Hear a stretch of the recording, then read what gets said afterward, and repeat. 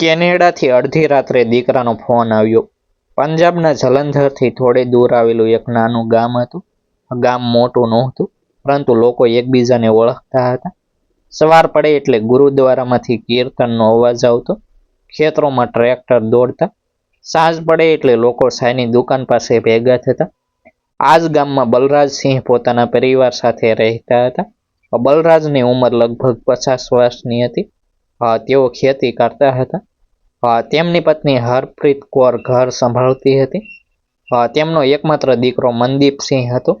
મનદીપ 25 વર્ષનો હતો. તે ભણવામાં સારો હતો. તેને હંમેશા લાગતું કે ગામમાં રહીને તેનું ભવિષ્ય મર્યાદિત છે. તે વિદેશ જવા માંગતો હતો. ખાસ કરીને કેનેડા જવાનું તેનું મોટું સપનું હતું. ગામના ઘણા યુવકો કેનેડા ગયા હતા. તેઓ સોશિયલ મીડિયા પર મોટા ઘરોની તસવીરો મૂકતા, સારી કાર સાથે ફોટા મૂકતા. ત્યારે મનદીપ પણ વિચારતો કે એક દિવસ તે પણ આવું જીવન જીવશે.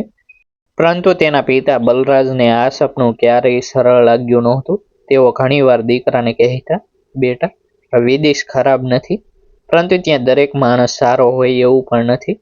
કોઈના કહેવા પર પૈસા ખર્ચતા પહેલા વધુ તપાસજે. મનદીપ હસીને કહેતું, પપ્પા, તમે વધારે ચિંતા કરો છો. મારા બધા મિત્રો ગયા છે. હું પણ જઈશ અને મહેનત કરીને નામ કમાઈશ. બલરાજ દીકરાની આંખોમાં સપનું જોતા અને ચૂપ થઈ જતા. તેમને ખબર હતી કે દીકરાને રોકવો સરળ નહોતો. એક દિવસ મનદીપનો મિત્ર રણજીત ગામમાં આવ્યો. રણજીત થોડા મહિના પહેલા જ કેનેડાથી પાછો આવ્યો હતો. તેણે મનદીપને કહ્યું કે કેનેડામાં એક કંપનીમાં કામની સારી તક છે. શરૂઆતમાં પગાર સામાન્ય રહેશે, પરંતુ થોડા સમયમાં કમાણી વધી શકે છે. રણજીતે તેને એક એજન્ટનો નંબર પણ આપ્યો. એજન્ટનું નામ વિક્રમ મલ્હોત્રા હતું. વિક્રમ ખૂબ આત્મવિશ્વાસથી વાત કરતો હતો. તેણે મનદીપને કહ્યું, તમારી પ્રોફાઇલ સારી છે, તમે કેનેડા જઈ શકો છો. ત્યાં પહોંચ્યા પછી રહેવાની પણ વ્યવસ્થા થઈ જશે. નોકરી માટે પણ મદદ મળશે. મનદીપ ખુશ થઈ ગયો. પરંતુ બલરાજે વિક્રમ સાથે વાત કરી ત્યારે તેમણે ઘણા સવાલ પૂછ્યા. કંપનીનું નામ શું છે? ઓફિસ ક્યાં છે? રહેવાનું ક્યાં છે? કરાર કોણ આપશે? બલરાજના પ્રશ્નોથી વિક્રમ થોડો અસ્વસ્થ થયો. તેણે કહ્યું, સિંહ સાહેબ, તમે ચિંતા ન કરો.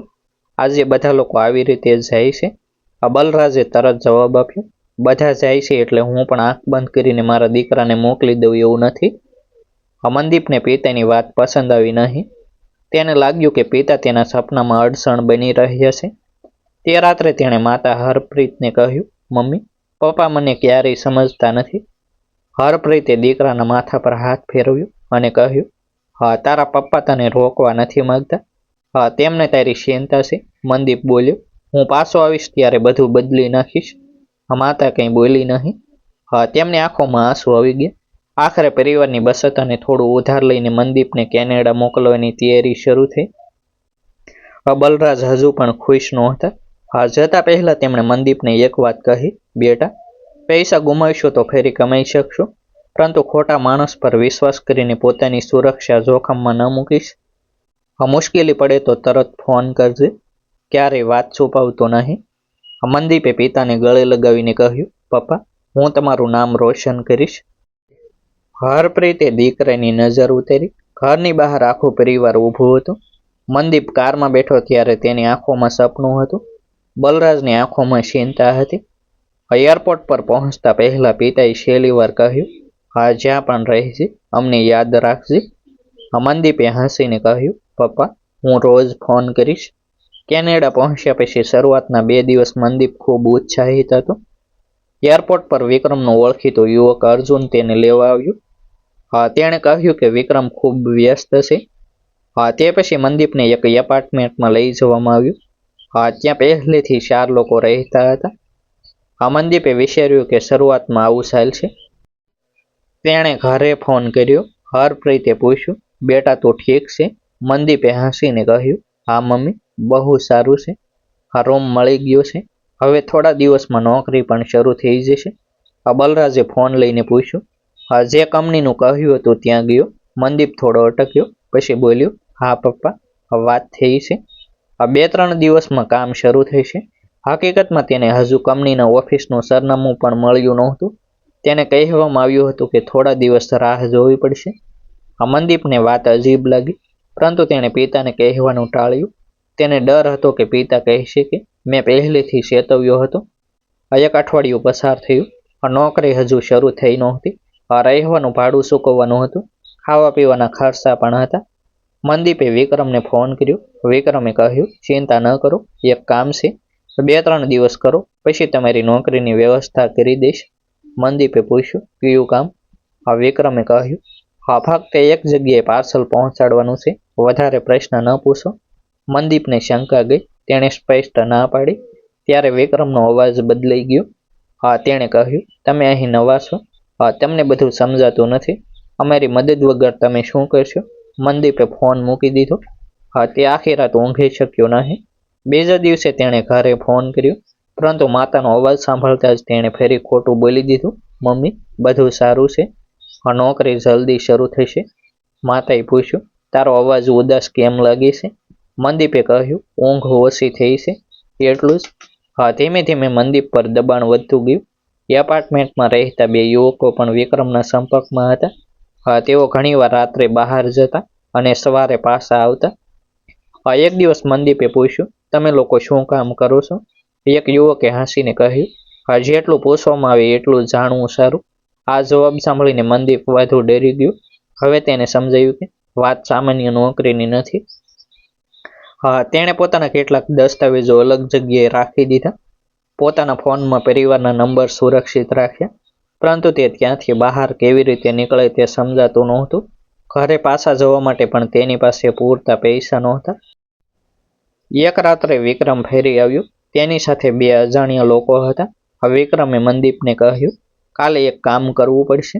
મનદીપે સીધું કહ્યું, હું કોઈ ખોટું કામ નહીં કરું.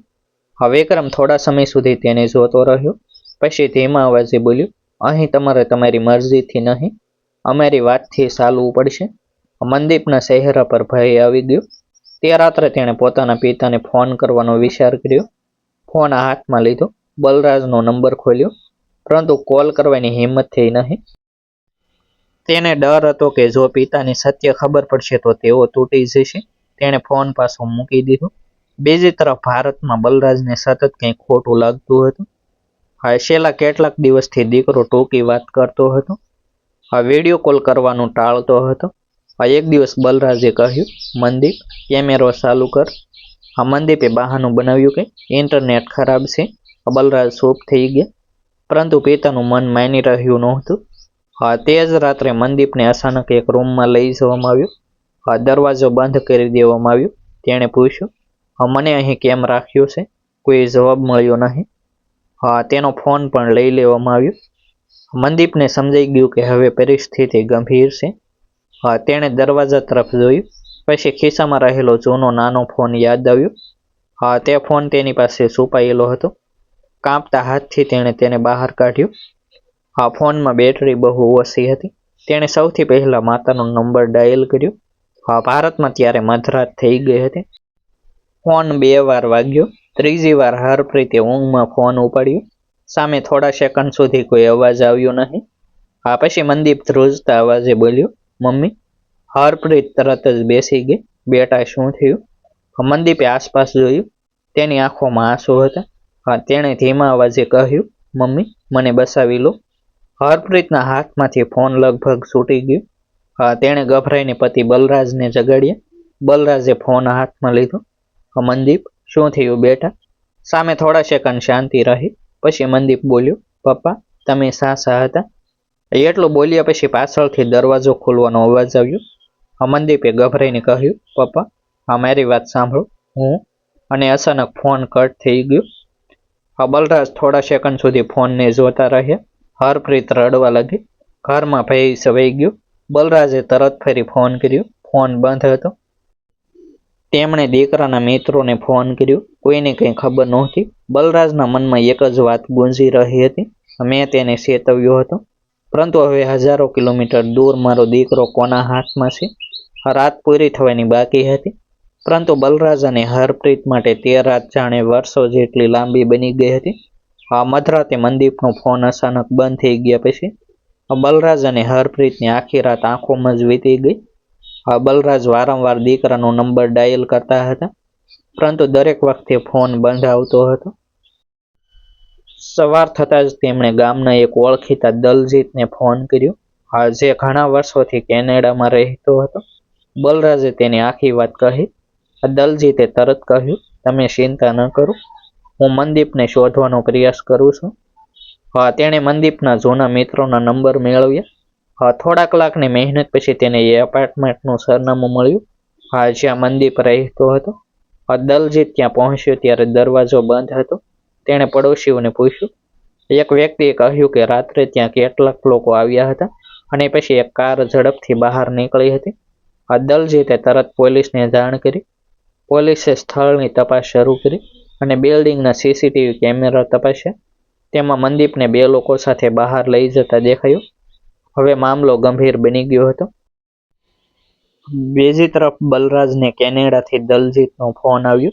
તેણે કહ્યું કે મનદીપ સામાન્ય જગ્યાએ નથી. આ સાંભળીને બલરાજની આંખોમાં આંસુ આવી ગયા. તેમણે ધીમા અવાજે કહ્યું, મેં તેને રોક્યો હતો. મને ડર હતો કે કોઈ ખોટા માણસ પર વિશ્વાસ ન કરી બેસે. હરપ્રીત બોલી, હવે પોતાની જાતને દોષ ન આપો. પહેલા આપણા દીકરાને પાછો લાવવો છે. પોલીસે મનદીપના ફોનની છેલ્લી માહિતી અને તેના સંપર્કમાં રહેલા લોકોની તપાસ શરૂ કરી. થોડા સમય પછી એક મહત્વની માહિતી મળી. મનદીપે જે જૂના ફોનથી માતાને કોલ કર્યો હતો, તેની છેલ્લી લોકેશન એક ઔદ્યોગિક વિસ્તારમાં મળી હતી. દલજીતે પોલીસને સાથે મળીને તે વિસ્તારની માહિતી આપી. તપાસ આગળ વધતા શંકાસ્પદ લોકોની ઓળખ થવા લાગી. પોલીસને ખબર પડી કે નોકરીના નામે વિદેશ આવેલા કેટલાક યુવકોને અલગ અલગ રીતે આ લોકો પોતાના સંપર્કમાં લેતા હતા. થોડા કલાકો બાદ પોલીસે એક સ્થળે કાર્યવાહી કરી. ત્યાંથી મનદીપ સહિત કેટલાક લોકોને સુરક્ષિત બહાર લાવવામાં આવ્યા. મનદીપ ખૂબ ડરી ગયો હતો. તેની આંખોમાં ઊંઘ નહોતી, પરંતુ જ્યારે પોલીસે કહ્યું કે હવે તે સુરક્ષિત છે, ત્યારે તેની આંખોમાં આંસુ આવી ગયા. બહાર નીકળતા જ તેણે દલજીતનો ફોન લઈને સૌથી પહેલા માતાને ફોન કર્યો. ફોન ઉપાડતા જ મનદીપ બોલી શક્યો નહીં. હરપ્રીત રડતા બોલી, બેટા તું ઠીક છે ને? મનદીપે ધીમેથી કહ્યું, હા મમ્મી, હવે હું સુરક્ષિત છું. હરપ્રીત ભગવાનનો આભાર માનવા લાગી. પછી બલરાજે ફોન લીધો. થોડા સમય સુધી પિતા અને દીકરો બંને ચૂપ રહ્યા. અંતે બલરાજ બોલ્યા, બેટા, મેં તને કેનેડા જવાથી રોક્યો હતો, તારા સપનાથી નહીં. મને ફક્ત તારી સુરક્ષાની ચિંતા હતી. મનદીપ રડતા બોલ્યો, પપ્પા, મને માફ કરી દો, તમે સાચા હતા. તપાસમાં આગળ જાણવા મળ્યું કે વિક્રમ મલ્હોત્રા આ આખા નેટવર્ક સાથે જોડાયેલો હતો. તે વિદેશમાં સારી નોકરીનું સપનું બતાવીને યુવકોને પોતાના સંપર્કમાં લેતો હતો. ત્યારબાદ તેમની નબળી સ્થિતિનો ફાયદો ઉઠાવતો હતો. મનદીપ પણ તેની જાળમાં ફસાઈ ગયો હતો. પોલીસની કાર્યવાહી બાદ પરિવારને સૌથી મોટી રાહત એ હતી કે તેમનો દીકરો જીવતો અને સુરક્ષિત હતો. થોડા સમય પછી મનદીપ ભારત પાછો આવ્યો. એરપોર્ટ પર બલરાજ તેને લેવા પહોંચ્યા. પિતાને સામે જોઈને મનદીપ દોડીને તેમને ભેટી પડ્યો. બલરાજે દીકરાને મજબૂતીથી ગળે લગાવીને કહ્યું, અમારે તને સફળ જોવો હતો, પરંતુ તું જીવતો પાછો આવ્યો એ જ મારી સૌથી મોટી ખુશી છે. મનદીપની આંખોમાંથી આંસુ વહેવા લાગ્યા. તેણે કહ્યું, પપ્પા, હવે હું કોઈ મોટું સપનું આંખ બંધ કરીને નહીં જોઉં. પહેલા તપાસ કરીશ, પછી જ નિર્ણય લઈશ. તે દિવસ પછી મનદીપે પોતાના અનુભવ વિશે ગામના યુવાનોને પણ જણાવ્યું. તેણે કહ્યું કે વિદેશ જવું ખરાબ નથી, પરંતુ ખોટા એજન્ટ, ખોટી નોકરી અને અજાણ્યા લોકો પર વિશ્વાસ કરવો જોખમી બની શકે છે. પરિવારથી કોઈ મુશ્કેલી છુપાવવી નહીં. કોઈ વ્યક્તિ દબાણ કરે તો તરત મદદ લેવી. મનદીપ માટે કેનેડાની સફર ભલે ખરાબ યાદ બની ગઈ હતી, પરંતુ તે અનુભવથી એક મોટી વાત શીખી હતી. વિદેશમાં પહોંચવું સફળતા નથી, સુરક્ષિત રીતે પોતાના પરિવાર પાસે પાછા ફરવું સાચી જીત છે. મનદીપ ભારત પાછો આવ્યો પછી પણ તે રાત તેની આંખો સામે વારંવાર આવી જતી હતી. ખાસ કરીને મધરાતે આવેલો એ ફોન, મમ્મી મને બસાવી લો. આ શબ્દો તેની માતા હરપ્રીતના કાનમાં પણ ગુંજતા હતા. થોડા દિવસ સુધી ઘરમાં કોઈએ કેનેડાની વાત કરી નહીં. બલરાજ પોતાના દીકરાને ફરી સામાન્ય જીવનમાં લાવવા માંગતા હતા. તેઓ મનદીપને ખેતરમાં સાથે લઈ જતા. ગામના લોકો મળવા આવતા ત્યારે પણ બલરાજ કોઈને વધારે વાત કરતા નહીં. એક દિવસ મનદીપે પિતાને કહ્યું, પપ્પા, મેં તમારી વાત સમયસર સમજી નહોતી. મને લાગતું હતું કે વિદેશ એટલે ફક્ત પૈસા અને સફળતા. હવે સમજાયું કે વિદેશમાં પણ માણસે ખૂબ સાવધ રહેવું પડે. બલરાજે દીકરાના ખભા પર હાથ રાખીને કહ્યું, બેટા, સપના જોવામાં કોઈ ભૂલ નથી, પરંતુ સપના પાછળ દોડતા પહેલા રસ્તો સાચો છે કે નહીં તે જોવું જરૂરી છે. મનદીપે નક્કી કર્યું કે હવે તે પોતાના અનુભવને બીજા યુવકો સુધી પહોંચાડશે, જેથી કોઈ બીજો યુવક ખોટા માણસોના જાળમાં ન ફસે. થોડા દિવસ પછી ગામના ગુરુદ્વારામાં યુવાનો માટે એક નાની બેઠક રાખવામાં આવી. મનદીપે ત્યાં પોતાની વાત કહી. તેણે કોઈનું નામ લીધું નહીં. તેણે ફક્ત પોતાની ભૂલ વિશે જણાવ્યું. તેણે કહ્યું કે વિદેશ જતા પહેલા નોકરી આપતી કંપનીની સત્તાવાર માહિતી તપાસવી જોઈએ. એજન્ટની વાત પર આંખ બંધ કરીને વિશ્વાસ ન કરવો જોઈએ. રહેવાની જગ્યા અને કામની સંપૂર્ણ માહિતી પરિવારને આપવી જોઈએ. પાસપોર્ટ અને જરૂરી દસ્તાવેજો કોઈ અજાણ્યા માણસને આપવાના નહીં. સૌથી મોટી વાત એ કે જો કોઈ મુશ્કેલીમાં ફસાઈ જાવ તો પરિવારથી વાત છુપાવવી નહીં. મનદીપ બોલતો હતો ત્યારે બલરાજ પાછળ બેઠા હતા. તેમની આંખોમાં ગર્વ હતો. થોડા મહિના પહેલા જે દીકરો પિતાની સલાહને અવગણતો હતો, આજે એ જ દીકરો બીજા યુવાનોને સાવધાન કરી રહ્યો હતો. રાત્રે ઘરમાં બધા સાથે બેઠા હતા. હરપ્રીતે મનદીપને પૂછ્યું, બેટા, હવે ફરી કેનેડા જવાનો વિચાર છે?